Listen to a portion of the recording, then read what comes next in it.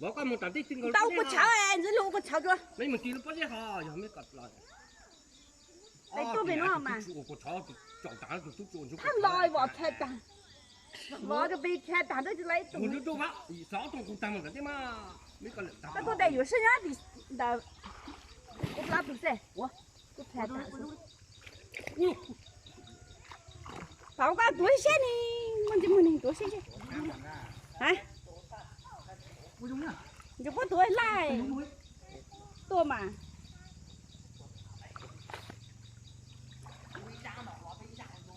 Phát tôi là máy nó tôi.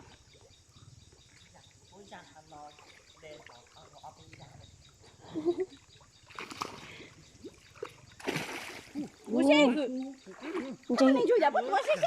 Chị lưu nhon đọc coi nha. Sao em chưa 잡았어?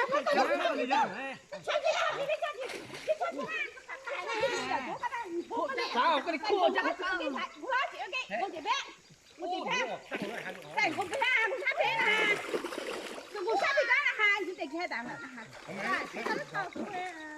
Rồi tao có luôn. Là muốn xỉn tao luôn. Tao.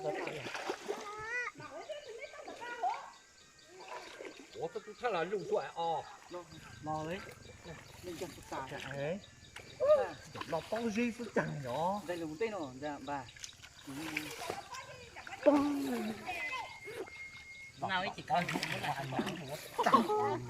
rồi qua hai nhãn rồi có gì cho mấy giọt của mấy quân Nó làm gì chứ mà. giờ thấy chúng mình bây giờ thấy chúng mình khá là hà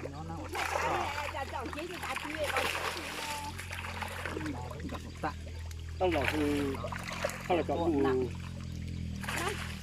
Còn nó tùng xuống đây. cho lù à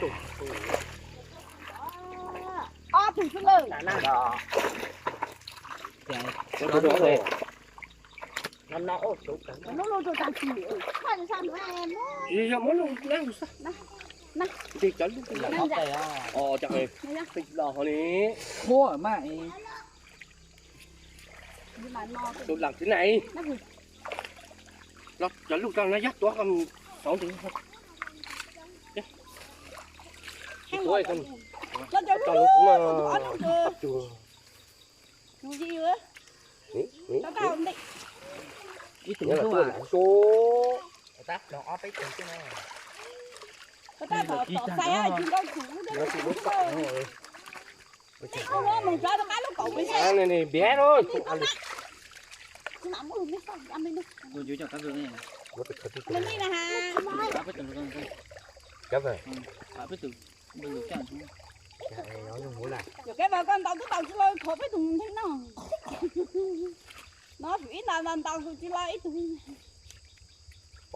cho đủ dậu thế này không có gì thì ra rồi Để cái là tao rồi. Cô bao gì? đây là cái lớn tôi lại có tuổi mà Muốn cho phải lúc cả nữa đâu. ra chung nè Ủa chứ sao? ôi muốn tuốt tị cho nó ít tuốt cháu tị Chẳng muốn nản là tuốt cháu tị khi đó mà khi nào lúc chọc thì tôi thấy tàu nó mò Tao lo xong rồi. sao là cháu tị chứ khi là cháu lúc cho không chọc thấy dao trắng từng nữa.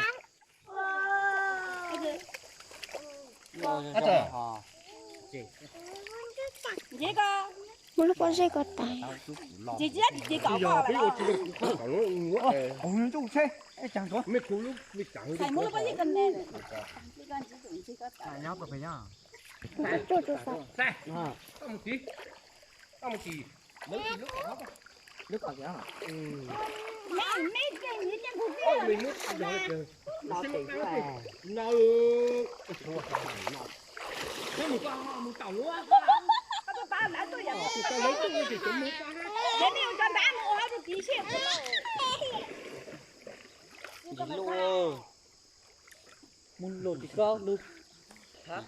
Có muốn lột thì có lấy. Tao tí ta chỉ có luôn không? Là tôi lọ ăn luôn. đây nó cũng du luôn Lá chỉ đỡ. Cả tôi từ na. Nó lỗ. Nó lọ. mấy cú rồi cái giải mấy cú rồi dùng chưa vợ Mấy mỡ cho chị cậu về xài tao hả? Bây giờ phải có tôi mới mở ra. Có trở. làm mấy cái chọc vào cái làm phát rồi nè